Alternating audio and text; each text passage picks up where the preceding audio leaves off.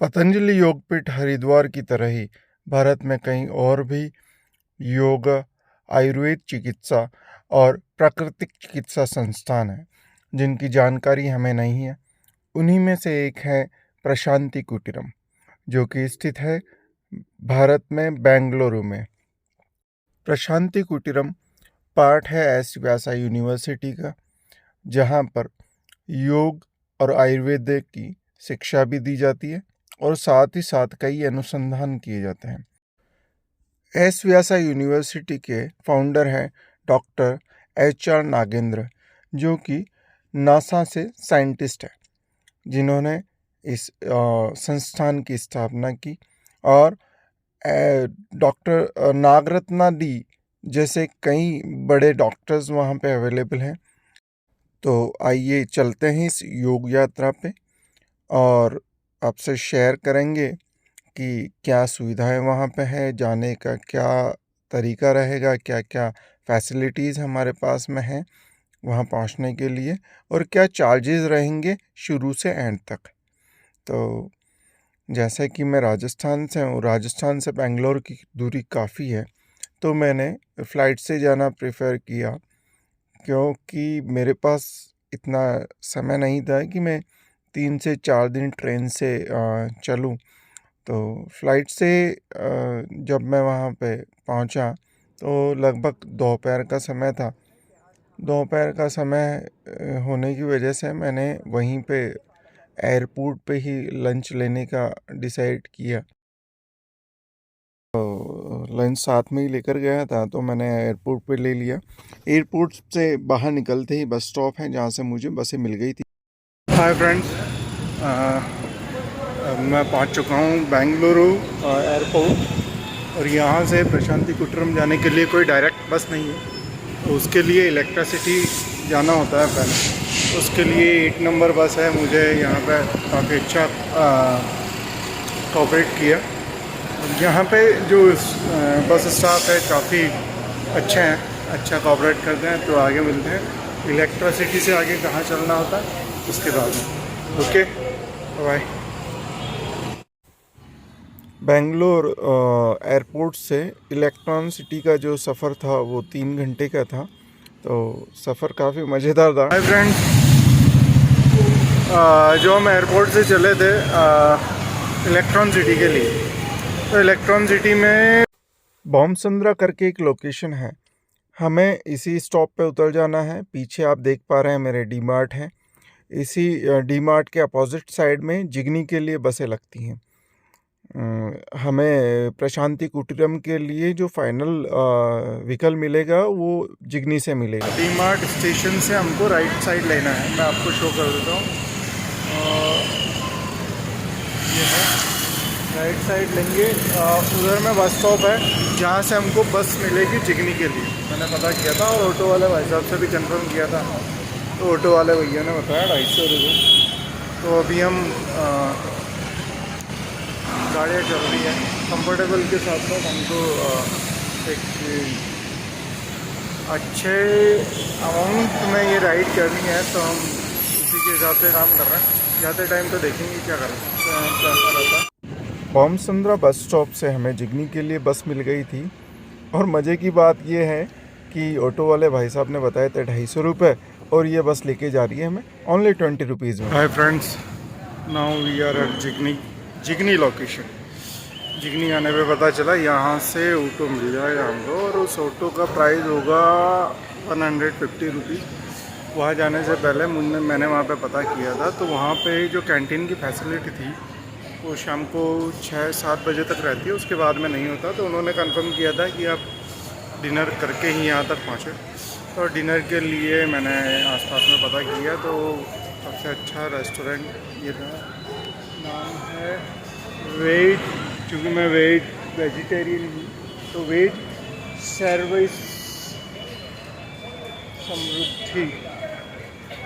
Hotel का नाम है समृद्धि ग्रैंड, और ये आपको एग्जैक्ट में रहेगा जिगनी की उस लोकेशन से जहाँ पे बस स्टॉप था उसके जस्ट सामने अपोजिट में। ठीक है, खाना अच्छा था। आई एम राजस्थानी, तो राजस्थानी फूड को प्रेफर किया। अच्छा फूड मिला। अब यहाँ से मैं ऑटो करके और प्रशांति कुटीरम निकलूँगा। ओके फ्रेंड, बाय, मिलते हैं मॉर्निंग में या अभी पहुँच गए। और अभी मेरे पीछे रिसेप्शन ऑफिस है इनका, फैसिलिटीज़ काफ़ी है, वो भी मैं आपसे शेयर करूँगा। Okay, thank you, bye bye. वाह, प्रशांति कुटीरम पहुँच के मज़ा आ गया। एक तो यहाँ का जो एनवायरनमेंट शानदार, आसपास की ग्रीनरी ऑसम थी। हाँ, बस एक चीज़ का ध्यान रखना, जब भी बेंगलोर आना हो तो साथ में छाता लेके आना। मैं जब राजस्थान से निकला था तो वहाँ पे गर्मी थी बहुत तेज़, और जब यहाँ पे पहुँचा तो बारिश। मेरे पास न तो छाता था और न पहनने के लिए स्वेटर वगैरह। तो जब भी बेंगलोर का प्लान करो तो साथ में छाता और स्वेट ज़रूर रखना। अच्छा, यहाँ पे आने के बाद में पता चला कि यहाँ का सारा जो सिस्टम है वो गुरुवार को एंट्री होती है, और पूरे 7 दिन का एक ट्रीटमेंट होता है जिसका एक शेड्यूल फिक्स होता है सुबह से शाम तक का। 7 दिन आपको ये शेड्यूल फॉलो करना है, और अकॉर्डिंग टू शेड्यूल आपको हर घंटे का एक सेशन होता है वो अटेंड करना होता है। तो उसको हम डिटेल में आगे समझेंगे, और साथ ही बात करेंगे क्या फ़ीस थी, क्या चार्जेस थे, क्या अकोमोडेशन। तो दोस्तों, दिन की शुरुआत होती है सुबह 5:30 बजे के साथ में। 5:30 बजे हमें योगा सेंटर पहुंच जाना होता है। 5:30 बजे पहला सेशन है ओम मेडिटेशन का, जहां मेडिटेशन सिखाया जाता है। उसके बाद में स्पेशल टेक्निक्स से यहाँ मतलब है कि जो भी प्रॉब्लम आपको है उससे रिलेटेड ही आपको योगा प्राणायाम बताए जाते हैं, और साइंटिफिकली आपको बताया जाता है कि इनका इम्पैक्ट आपकी बॉडी पे क्या है। काफ़ी मज़ा आया, लेकिन सुबह उठना वाकई में यार। उसके बाद में स्टार्ट होता है तीसरा सेशन, मंत्री मिलन। इसके लिए लोकेशन इन्होंने बना रखी है मंगल मंदिर करके, जहाँ पे पूजा भजन और मेडिटेशन से रिलेटेड ही काफ़ी सारी चीज़ें बताई जाती है। यहाँ पे एक अलग ही शांति मिलती है, आपके जो चक्रास हैं उनको जगाया जाता है, और जैसे अलग अलग स्टेप है योग के, तो ये भी एक आनंदमय कोश का पार्ट होता है। तो इस पे भी यहाँ पे बहुत अच्छा ध्यान दिया जाता है। एक अलग ही फीलिंग यहाँ पे आती है, और बड़ा अलग सा भी लगता है, क्योंकि हम डेली रूटीन में ये सब नहीं करते हैं, जो कि ज़रूरी है और हमें करना चाहिए। उसके बाद स्टार्ट होता है मेरा बेस्ट टाइम, ब्रेकफास्ट का। यार, इतना जल्दी उठकर और इतने योगा प्राणायाम के बाद में बहुत तेज़ भूख लगी थी। तो बहुत हाइजीन है, और शानदार वाला आप देख रहे हैं कैसे उबले हुए मूंग, वेजिटेबल, नारियल की चटनी, छाछ, खिचड़ी, उसमें ढेर सारा बटर। ये अलग अलग डे के, हाँ, एक दिन में नहीं है, शेड्यूल के हिसाब से है। ये हमारी एक चौकड़ी बन गई थी, एक टुकड़ी बन गई थी वहाँ पे। इनसे भी आपको रूबरू करवाएंगे। ये पूरा भारत है दोस्तों। देन स्टार्ट होता है कंसल्ट टाइम। यहाँ पे कंसल्टेशन होता है, डेली डॉक्टर्स आपसे मिलते हैं, डेली आपके चेकअप होते हैं, क्या क्या चेंजेस आप में आए वो चेक किए जाते हैं, क्या नीड्स आपको और है, क्या आपके ट्रीटमेंट में कुछ चेंजेस करने हैं, आपको कौन सी थेरेपी देनी है, आप आयुर्वेदा थेरेपी आपको दी जाए या नेचुरोपैथी दी जाए, या और कोई योगा प्राणायाम आपकी रूटीन में ऐड किए जाए। तो उन्हीं सब चीज़ों पे काम होता है। और जैसे कि आप बैकग्राउंड में देख पा रहे हैं, फॉरेनर्स काफ़ी आउट ऑफ इंडिया से भी लोग यहाँ पे पढ़ने के लिए आते हैं। जैसे मैंने बताया था कि ये पार्ट है एस व्यासा यूनिवर्सिटी का, तो काफ़ी हाईटेक इक्विपमेंट के साथ में यहाँ पे ट्रीटमेंट होता है। तो हमें बहुत बहुत अच्छा लगा, डॉक्टर्स का बिहेवियर बहुत अच्छा था, ट्रीटमेंट भी लाजवाब रहा, और ओवरऑल बहुत बढ़िया। और अगर आपको कोई शिकायत होती है और आप दूसरे दिन जाकर डॉक्टर को बताते हैं कि मुझे यहाँ यहाँ प्रॉब्लम फेस हुई, तो डॉक्टर्स तुरंत उसका सॉल्यूशन करते हैं। हर तरीके से आपका ध्यान रखा जाता है, और आपकी ज़रूरत को समझा जाता है, तसल्ली से आपको सुना जाता है, उसके बाद में आपका ट्रीटमेंट होता है। तो आगे चलते हैं। नाउ अगेन हम पहुंचते हैं योगा प्राणायाम और स्पेशल टेक्निक्स के लिए 11 से 1 बजे तक 2 सेशन यहाँ पे होते हैं, अलग अलग टीचर्स यहाँ पे आते हैं और आपको योगा प्राणायाम वगैरह बताया जाता है। यहाँ पे बार बार एक वर्ड्स यूज़ हो रहा है, स्पेशल टेक्निक्स। तो यहाँ स्पेशल टेक्निक से मतलब है, इन लोगों ने कई एक्सपेरिमेंट करके और साउंड और बॉडी एक्टिविटीज़ पे काम करके कुछ टेक्निक्स बनाई है, जिनसे पूरी बॉडी पे डायरेक्ट उसी जगह इम्पैक्ट जाता है जहाँ पे आप चाहते हैं, जहाँ आपको इश्यूज़ हैं। इनका शॉर्ट फॉर्म है पीईटी, एमएसआरटी। इन पे भी हम वीडियो बनाएंगे। ये वीडियो काफ़ी लंबा हो जाएगा तो सेपरेटली मैं आपसे शेयर करूँगा। और बाकी ये टेक्निक्स बहुत ज़्यादा इफ़ेक्टिव है सच में। फिर से शुरू होता है हमारा फूड टाइम, और अगेन अभी हमको मिलने वाला है कुछ हैवी, कुछ अच्छा सा। इनके जो सिस्टम है और जो शेड्यूल है, पहले थकाओ फिर खिलाओ, फिर थकाओ फिर खिलाओ, फिर थकाओ फिर खिलाओ।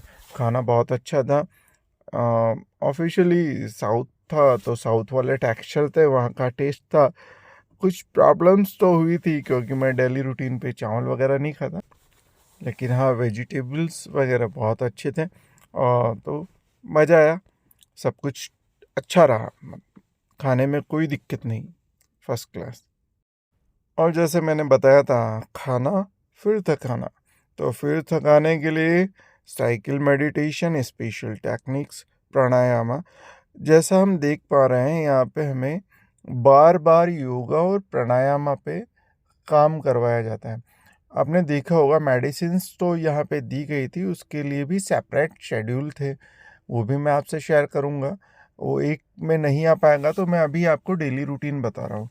लेकिन मैंने ये देखा है कि मेडिसिन्स के साथ में जब आप योगा प्राणायाम करते हैं यहाँ पे, एटलीस्ट पूरे दिन में 4 से 5 घंटे आप योगा प्राणायाम करते हैं, तो उसका इम्पैक्ट आपकी बॉडी पे बहुत अलग जाता है। तो अगर आप घर पे भी योगा प्राणायाम करते हैं तो आपकी मेडिसिन्स जो आप पे 100% काम करेगी, वो 100% काम करेगी। तो एब्सोल्युटली हम सबको बहुत ध्यान देना पड़ेगा अपने डेली रूटीन पे। अपनी डेली रूटीन में हमें योगा और प्राणायाम और एक्टिविटीज़, फिज़िकल एक्टिविटीज़ को ऐड करना बहुत ज़्यादा ज़रूरी है। और इसके बाद में आता था मेरा सबसे पसंदीदा सेशन। दोस्तों 5:15 से लेकर 6 बजे का जो टाइम होता था, वो होता था नेचर ट्यूनिंग का। नेचर ट्यूनिंग से यहाँ मतलब है कि आप आसपास में जो एनवायरनमेंट है उसको फील कीजिए, इस मौसम का मज़ा लीजिए, ये बारिश, पेड़ पौधे, मिट्टी, इसको फील कीजिए। तो हम वहाँ पे ये पूरा टाइम घूमते थे, एक दूसरे से मिलते थे, बात करते थे, क्योंकि वहाँ पे कई बाहर से, पैन इंडिया से लोग वहाँ पे थे। और ये फूल मैं पूछना चाहूँगा, अगर आपको पता हो तो मुझे बताना, ये बहुत शानदार लगता था। यहाँ हमने फ़ील किया है कि नेचर के साथ में आपकी बाउंडिंग उतनी ही ज़रूरी है जितनी आपकी फैमिली और फ्रेंड्स के साथ में। नेचर से जब आप कनेक्ट होते हैं तो आपको फ़ील होता है कि आप जो पीस ढूँढ रहे हैं, जिस शांति के लिए इधर-उधर दौड़ रहे हैं, वो आपके आस-पास ही है। तो एग्ज़ैक्टली मैंने उसे फ़ील किया। और कई बार तो ऐसा होता था, मैं अकेले में जाकर बैठता और केवल पेड़-पौधे, चिड़िया, ये इन सबको देखता रहता और फ़ील करता। मानो वो जो ठंडी-ठंडी हवाएँ जब छूकर निकलती तो एक अलग सा एहसास होता। वो इसलिए क्योंकि हम उस समय नेचर को फ़ील करने के लिए बैठे थे, जो कि हम डेली रूटीन में नहीं करते। तो ये बहुत अच्छी चीज़ यहाँ पे सिखाई इन लोगों ने। तो एग्ज़ैक्टली आप भी ऐसा ही करें, मज़ा आएगा। और फिर समय शुरू होता है भजन का। आपने नेचर से तो बाउंडिंग कर ली, उसके बाद में ऊपर वाले से भी आपका कनेक्शन उतना ही ज़रूरी है। तो यहाँ पे भी एक अलग से फ़ील थे। तो ओवरऑल ये देखा कि ज़ीरो टू एंड आपके हर एक ऑरे को यहाँ पे जगाया जाता है, उसको एनर्जाइज किया जाता है, फिज़िकल हो, मेंटल हो, इन्वायरमेंटल हो, कई सारी चीज़ों पे एक साथ काम किया जाता है। समझने वाली बात यह है कि हम अपने भागदौड़ भरी ज़िंदगी की वजह से इन्हीं सब चीज़ों से दूर हो चुके हैं और उसी की वजह से हम परेशान हैं। हमें पीस चाहिए, हमें हेल्दी बॉडी चाहिए, फिट माइंड चाहिए, हर एक चीज़ हमें बहुत अच्छी चाहिए, लेकिन हम उस पे काम नहीं कर रहे हैं। तो उन पे काम भी करना पड़ेगा। जो कोश है मनोमय, आनंदमय, विज्ञानमय, उन्हीं सब कोशों पे हमें काम करना पड़ेगा और वही यहाँ पे डेली रूटीन में सिखाया गया। ये जो कोश हैं इन पे भी हम आने वाले वीडियोस में बात करेंगे, किस कोश का हमारी बॉडी पे क्या इम्पैक्ट है। ओके, तो आगे चलते हैं। इसके बाद शुरुआत होती है मेडिटेशन की एक अलग और शानदार टेक्निक की, जिसे बोलते हैं त्राटका और MSRT। शानदार एक्सपीरियंस था दोस्तों, डिटेल में बात करेंगे। और अगेन और favourite time, it's food time my dear. ये है राहुल भाई, ये बेंगलोर से ही हैं। ये रेड टी शर्ट में ना, मेरे जस्ट बगल में, ये हाय। और इसके बाद में हैप्पी असेंबली, जहाँ पे हमारे आनंदमय कोश को जगाया जाता है। 8:15 से लेकर 9 बजे तक आप सभी लोग एक जगह बैठ के और हैप्पी असेंबली का आनंद लेते हैं। यहाँ पे होता क्या है, आप सब साथ में होते हैं, जिसमें जो टैलेंट है दिखाते हैं, सब चीज़ों को भूल के, और यहाँ पे एक दूसरे से अपनी हैप्पीनेस शेयर करते हैं और एक दूसरे को भी खुश करते हैं, अपने आप को खुश करते हैं। और जहाँ हैप्पीनेस होती है वहाँ से सारी प्रॉब्लम्स अपने आप दूर चली जाती है। ये चेयर्स पे है नील भाई, ये बिलोंग करते हैं यूपी से, और यूपी में भी अपने योगी जी के मंदिर के पास। ओवरऑल एक्सपीरियंस काफ़ी शानदार था। और अब मैं बात करता हूँ खर्चे की, तो 12,000 मेरा अकोमोडेशन था 7 डेज़ का, और 10,000 मेरा मेडिसिन्स, और अलग से जो आयुर्वेदा पंचकर्म मैंने लिया था उसकी चार्जेस थे। तो ओवरऑल 25,000 का खर्चा मेरा वहाँ पे रहा, जिसमें फूडिंग, अकोमोडेशन और ट्रीटमेंट कंप्लीट रहा। और मेरा जो जर्नी था उसका मुझे 15,000 अलग से, 15,000 वन साइड का, तो 30,000 मुझे पे करना पड़ा। ओवरऑल 50 to 60,000 मेरा रहा, लेकिन आप इसको और सस्ता कर सकते हैं। वहाँ पे डॉर्मेट्री भी है जहाँ पे 6,000 का चार्ज है 7 डेज़ का, और मेडिसिन्स और पंचकर्मा वो अलग से है। ओवरऑल बहुत अच्छा था। डॉक्टर नागरत्ना दी वहाँ पे थे, नागेंद्र सर वहाँ पे थे। यहाँ पे कई बड़े और समझदार लोगों ने भी ट्रीटमेंट लिए हैं। तो बहुत अच्छा एक्सपीरियंस यहाँ पे था। जब मैं वहाँ पे गया था तो ये सोम यज्ञ वहाँ पे चल रहा था। ये भी एक्चुअली एक एक्सपेरिमेंट के तौर पे वहाँ पे था कि इसका इम्पैक्ट क्या आता है। मैंने भी यहाँ पे पार्टिसिपेट किया। और ये हवन कुंड छोटा नहीं है दोस्तों, कुएं जितनी गहराई है इसकी, एटलीस्ट 15 फीट गहराई होगा। और इसमें आहुतियाँ घी के पीपे डाल के दी जाती थी। तो हर एक चीज़ पे काम वहाँ पे हुआ और काफ़ी अच्छा और शानदार एक्सपीरियंस था। आई होप आपको भी जाना चाहिए। अभी मैंने 15 डेज़ यहाँ पे रुका मैं प्रशांति में, और अभी मेरे पीछे रिसेप्शन ऑफिस है इनमें। बाकी मैंने सेक्शन बता ही दिए थे। यहाँ पे ये रिसेप्शन ऑफिस है, और इधर से जब हम आगे चलते हैं तो आगे उधर सुरभि, जिसमें आयुर्वेद और नेचुरोपैथी होती है, और उसके सामने सेक्शन है अलग अलग, जो पेशेंट का जो प्रॉब्लम होता है उसके अकॉर्डिंग ये सेक्शन देते हैं। और काफ़ी अच्छा एनवायरनमेंट है। यहाँ पे पीछे मंगल मंदिर करके है। मतलब मैं बोलूँ तो सारी चीज़ें हमको विदिन 300 मीटर में ही मिल जाती है, हमको कहीं ज़्यादा घूमने की ज़रूरत नहीं है। तो ये सफ़र काफ़ी शानदार रहा। 0 to एंड हमने अपनी बॉडी, अपने मन और अपने माइंड को समझा और उस पर काम किया। आपके साथ में मैंने अपने सफ़र की सारी बातें शेयर की। आप अपने एक्सपीरियंस को शेयर करें कि आपने जो ये सब कुछ देखा है इसमें आपको क्या अच्छा लगा, क्या आपको अपडेट चाहिए, उस पर हम काम करेंगे और आगे भी आपको ऐसी ही योग यात्राओं पे लेकर चलेंगे और मिलेंगे कई एक्सपर्ट्स के साथ में। ओके, इट्स टाइम टू से बाय, और please keep smiling, be healthy, awesome. जय श्री श्याम।